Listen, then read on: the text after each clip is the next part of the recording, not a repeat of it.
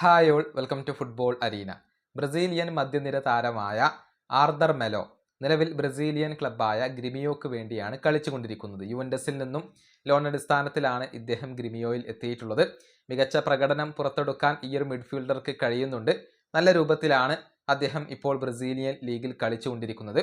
ഇതേക്കുറിച്ച് പ്രമുഖ ഫുട്ബോൾ നിരീക്ഷകനായ ബ്രസീലിയൻ ഫുട്ബോൾ പണ്ഡിറ്റായ റോജർ ഫ്ലോറസ് തന്റെ അഭിപ്രായം പങ്കുവച്ചിട്ടുണ്ട്. അതായത് കാർലോ ആഞ്ചലോട്ടി ആർദറിനെ കണ്ടില്ലെന്ന് നടിക്കരുത് എന്നാണ് ഫ്ലോറസ് പറഞ്ഞിട്ടുള്ളത്. ബ്രസീലിയൻ ദേശീയ ടീമിൽ ആർദർ മെലോയെ ഉൾപ്പെടുത്താൻ ആഞ്ചലോട്ടി തയ്യാറാവണമെന്നും ആർദറിനെ പോലെ പ്രൊഫൈലുള്ള ഒരു താരം നിലവിൽ ബ്രസീലിയൻ ദേശീയ ടീമിൽ ഇല്ല എന്നുമാണ് ഫ്ലോറസ് പറഞ്ഞിട്ടുള്ളത്. അദ്ദേഹത്തിന്റെ വാക്കുകൾ ഇങ്ങനെയാണ്: ആഞ്ചലോട്ടി നിർബന്ധമായും ഗ്രിമിയോയിലെ ആർദറിനെ കാണാതിരിക്കരുത്. ബ്രസീലിയൻ ദേശീയ ടീമിൽ അവനെപ്പോലെ ഒരു മധ്യനിര താരം ഇപ്പോൾ നമുക്കില്ല. ആർദർ, ഗേഴ്സൺ തുടങ്ങിയ താരങ്ങളൊക്കെ ടീമിനെ ഓർഗനൈസ് ചെയ്യുന്നവരാണ്. ബോളിലുള്ള പൊസഷൻ കൈവശം വെക്കുന്നവരാണ്. നിലവിൽ ദേശീയ ടീമിൽ ആ കഴിവുള്ള മറ്റൊരു താരത്തെയും ഞാൻ കാണുന്നില്ല. ഗെയിം കൺട്രോൾ എബിലിറ്റി ഉള്ള താരം നിലവിൽ ബ്രസീലിന്റെ ദേശീയ ടീമിൽ ഇല്ല. എല്ലാം ഒത്തിണങ്ങിയ താരമാണ് ആർദർ മെലോ.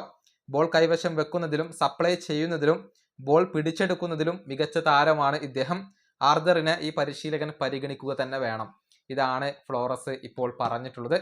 അതായത് ആർദറിനെ പോലെയുള്ള ഒരു എബിലിറ്റി ഉള്ള താരം നിലവിൽ ബ്രസീലിയൻ ദേശീയ ടീമിന്റെ മധ്യനിരയിൽ ഇല്ല എന്നാണ് ഫ്ലോറസ് ഇപ്പോൾ വ്യക്തമാക്കിയിട്ടുള്ളത്. ഇനിയിപ്പോൾ ബ്രസീലിയൻ ദേശീയ ടീമിലേക്ക് തിരിച്ചെത്തുക എന്നുള്ളത് ആർദർ മെലോയെ സംബന്ധിച്ചിടത്തോളം എളുപ്പമുള്ള കാര്യമാവില്ല.